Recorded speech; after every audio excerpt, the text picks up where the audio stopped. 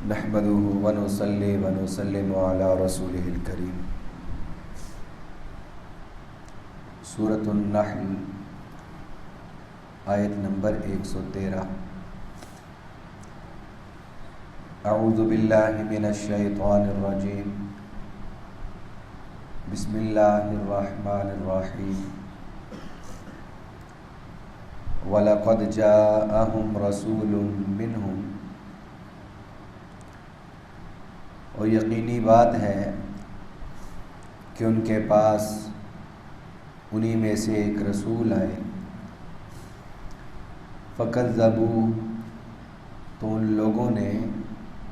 اس رسول کو جھٹلا دیا۔ فَأَخَذَهُمُ الْعَذَابُ وَهُمْ ظَالِمُونَ، سو ان کے ظلم کی وجہ سے اللہ تعالیٰ نے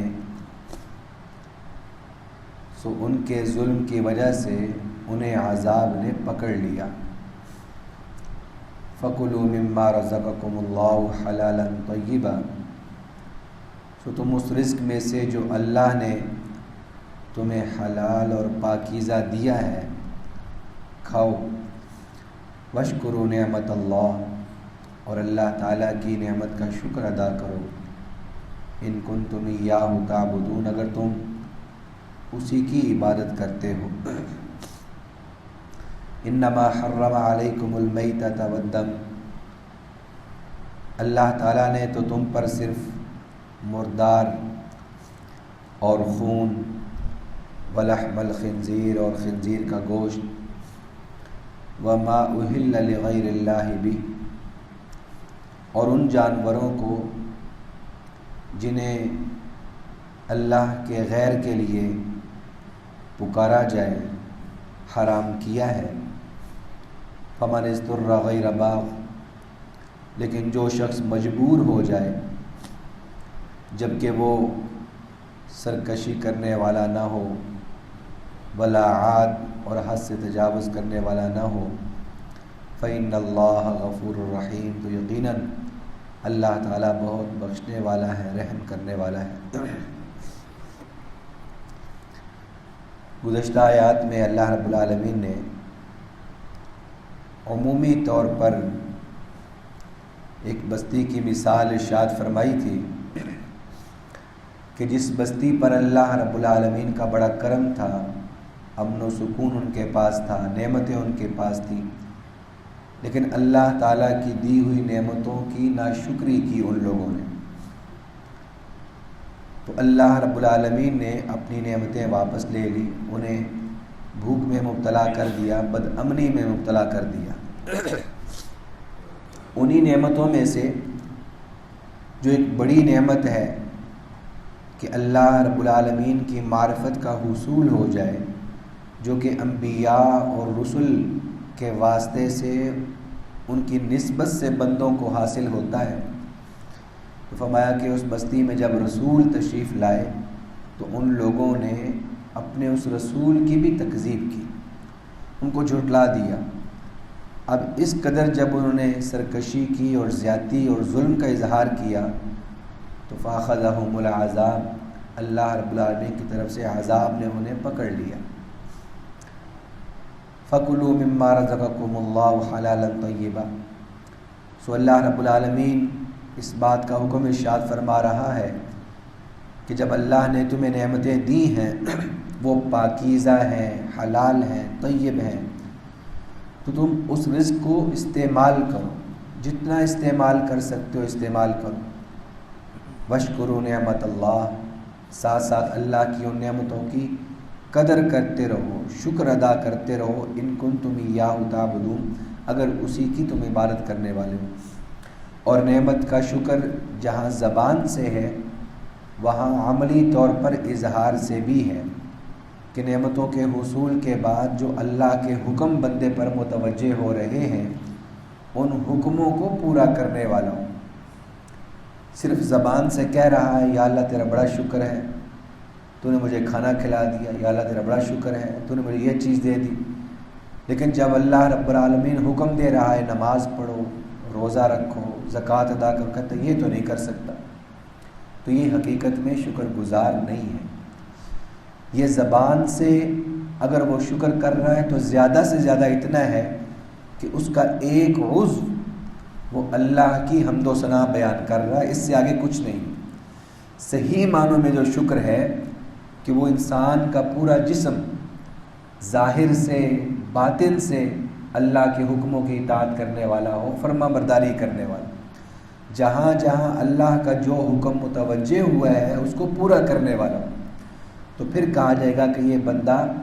اللہ کی نعمتوں کو استعمال کر کے ان کا پورا پورا شکر ادا کر رہا ہے۔ اب جب اللہ نے حلال اور پاکیزہ چیزیں بندوں کو دی ہیں تو فرمایا اس کو کھاؤ پیو، لیکن پیچھے ہم پڑھ کے آئے ہیں سورہ مائدہ میں آیت نمبر 3-4 میں کہ مشرکین مکہ کا ایک طریقہ کار یہ تھا کہ کچھ جانوروں کو اپنے پاس سے انہوں نے حرام کر دیا تھا۔ وہ جانوروں کو بتوں کے نام پر چھوڑ دیتے تھے اور کہتے تھے یہ فلاں بت کی نظر ہے، یہ فلاں بت کی نظر ہے۔ وہ جانور پلتے رہتے تھے،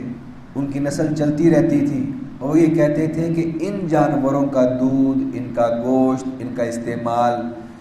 بار برداری کرنا، کوئی کام بھی ان جانوروں کے ساتھ جائز نہیں ہے، یہ حرام ہو گیا ہے۔ جبکہ اللہ نے ان جانوروں کا گوشت، ان کا دودھ، بار برداری میں کام لانا، یہ سب کچھ حلال قرار دیا تھا، جائز قرار دیا تھا، لیکن انہوں نے اپنے پاس سے اس کو حرام کر دیا۔ تو اس سے پتہ یہ چلا کہ جو چیز اللہ نے حلال کی ہے کوئی شخص اپنے پاس سے اس کو حرام کر لے تو یہ بھی اللہ کی نعمتوں کی ناشکری ہے، اس کی ناقدری ہے۔ اس کو اللہ رب العالمین نے فرمایا کہ تم نے تو بہت سی نعمتوں کو حرام قرار دیا ہے، ہاں اللہ نے تو صرف یہ چیزیں حرام قرار دی ہیں۔ اب یہ جو ظاہری ترجمہ ہے کہ اللہ نے تو صرف یہ حرام کیا ہے، اب اس کو صرف ظاہری ترجمے میں رکھا جائے تو پتہ یہ چلتا ہے کہ بس صرف یہ حرام ہے، جبکہ اس میں بہت سی چیزیں ایسی ہیں جو اللہ نے بیان نہیں کی، وہ رسول اللہ صلی اللہ علیہ وسلم نے بیان کی ہیں کہ وہ حرام ہے۔ تو اب کوئی شخص ایک خوشنما نعرہ لگا دے اور یہ کہے کہ نہیں بھائی نہیں، میں تو قرآن پاک کو ماننے والا ہوں، میں تو قرآن کو فالو کرتا ہوں بس، اب یہ بظاہر بڑی خوبصورت بات ہے، اور پھر وہ تقاضا کرے کہ مجھے دکھاؤ کہاں قرآن پاک میں لکھا ہے کہ یہ چیز حرام ہے۔ اللہ تو فرما رہا ہے میں نے صرف یہ حرام کیا ہے۔ اس آیت کا ترجمہ یہی ہے، انما حرم علیکم المیت، انما صرف اللہ نے جو حرام کیا وہ یہ ہے، مردار، خون، خنزیر کا گوشت، غیر اللہ کے نام پر جو جانور دیے جاتے ہیں، اللہ فرما رہا ہے میں نے صرف یہ حرام کیا، جبکہ رسول اللہ صلی اللہ علیہ وسلم نے اور بہت سی چیزوں کو فرمایا وہ حرام ہے۔ تو جس طرح خالی قرآن کی بات کر کے لوگ حدیث کا انکار کرتے ہیں،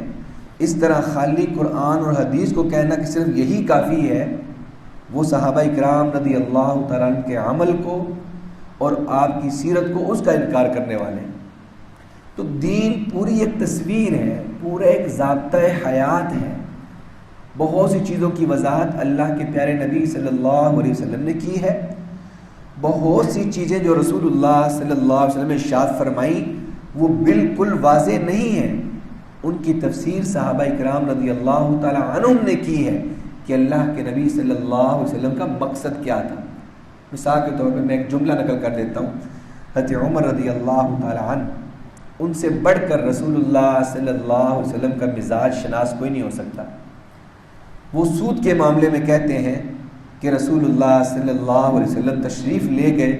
اور ہم میں ابھی اس کی تشنگی باقی ہے کہ کیا کیا اور چیزیں جو ہے وہ حرام ہو سکتی تھیں جس کو رسول اللہ صلی اللہ علیہ وسلم نے وضاحت سے بیان نہیں کیا تھا۔ چچے بعد میں فقہا نے پھر اس میں علت تلاش کی اور اس کے اندر تحقیق کی اور بہت سی چیزوں کو انہوں نے حرام قرار دیا، جبکہ رسول اللہ صلی اللہ علیہ وسلم نے تو 6 چیزوں کو قرار دیا تھا، سونا ہے، چاندی ہے، جو ہے، جب وہ بدلے کے بدلہ ہو تو فرمایا برابر سرابر ہو اور ادھار نہ ہو، جو مشہور حدیث ہے، یدم بیدن سواء بسواء، برابر سرابر ہو، قبضہ ہاتھ در ہاتھ ہو۔ تو اس کے علاوہ بھی چیزیں ہیں جو حرام ہے شریعت مطہرہ میں۔ تو اس سے معلوم یہ ہوا کہ دین اسلام کی جو پوری ایک تصویر اور ضابطہ حیات ہے وہ تمام تر آیات کو سامنے رکھ کے، تمام تر احادیث کو سامنے رکھ کے پھر جو چیز سمجھ میں آتی ہے وہ حقیقت میں دین اسلام کا صحیح مفہوم ہے۔ تو قرآن پاک کی اس آیت کا صرف ظاہری ترجمہ اگر کوئی شخص دیکھے گا تو وہ غلط طرف چل نکلے گا۔ یہ ایسے ہی ہے جیسے کوئی مریض ہو، وہ ڈاکٹر کے پاس جائے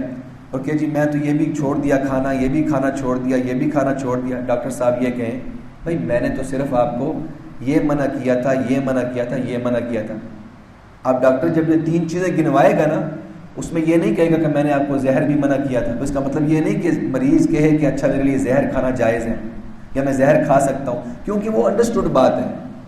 اس کی بات ہی نہیں ہو رہی۔ جو مریض گنوا رہا ہے اس میں سے ڈاکٹر یہ کہہ رہا ہے کہ نہیں میں نے صرف یہ کہا ہے۔ تو مشرکین مکہ نے جن چیزوں کو حرام کیا تھا، اللہ رب العالمین نے فرمایا کہ بہت سی چیزیں تم نے اپنے پاس سے حرام کر دی ہیں، تمہاری حرام کی ہوئی چیزوں میں سے میں نے صرف یہ حرام کیا ہوا ہے، یہ چیزیں حرام ہیں۔ ایسا ممکن ہے کہ اور بہت سی چیزیں ہیں جو حرام ہیں، جو اللہ رب العالمین نے یہاں پہ ارشاد نہیں فرمائی، وہ رسول اللہ صلی اللہ علیہ وسلم نے ارشاد فرمائی اور آپ نے وضاحت فرمائی۔ اس کو میں تفصیل سے سورہ مائدہ کی 2-3 نمبر آیت پہ بیان کر کے آیا ہوں۔ تو فرمایا کہ وہ چیزیں، وہ خون ہے، خنزیر کا گوشت ہے، غیر اللہ کے نام پر جو ذبح کی جاتی ہے۔ غیر اللہ کے نام پر ذبح کرنے کا مطلب سمجھ لیں، 2 چیزیں الگ الگ ہیں۔ ایک ہے کہ کوئی شخص قربانی کرتا ہے، جانور ذبح کرتا ہے، نیت یہ ہے کہ یا اللہ یہ میں عمل کر رہا ہوں، اس کا ثواب میرے ابا جان کو پہنچ جائے، میری والدہ کو پہنچ جائے، فلاں بزرگ کو پہنچ جائے، یہ اور جملہ ہے۔ ایک ہے کہ میں جانور ذبح کر رہا ہوں، اگر میں ذبح نہیں کروں گا تو فلاں صاحب مجھ سے ناراض ہو جائیں گے، میرے کام بند ہو جائیں گے، میرے اوپر آفتیں مصیبتیں۔ اللہ تعالیٰ اس کو فرما رہا ہے ما اہل بہ لغیر اللہ، کہ جو غیر اللہ کی نظر کیا جائے، اس میں ثواب والی بات نہیں ہے، اس میں غیر اللہ کو خوش کرنے والی بات ہے، غیر اللہ کو خوش کر کے اپنی مصیبتوں کو ٹلانے کی بات ہے، یہ مراد ہے ما اہل بہ لغیر اللہ سے۔ اگر کوئی شخص جانور ذبح کرتا ہے، نام اللہ کا لیتا ہے، اللہ سے رضا مقصود ہے، اس کا اجر و ثواب اپنے کسی مرحوم شخص کے لیے کرتا ہے، ایصال کرتا ہے، تو وہ اور معاملہ ہے، اس میں کوئی دوسری رائے نہیں، وہ جائز ہے۔ لیکن اس لیے کرتا ہے کہ میرے کاروبار بند نہ ہو جائے، اگر میں فلاں بزرگ کو خوش نہیں کروں گا، ان کے نام پر جانور ذبح نہیں کروں گا، میری دکانداری خراب ہو جائے گی، تو یہ ہے ما اہل بہ لغیر اللہ۔ اللہ نے فرمایا کہ یہ چیزیں حرام ہیں۔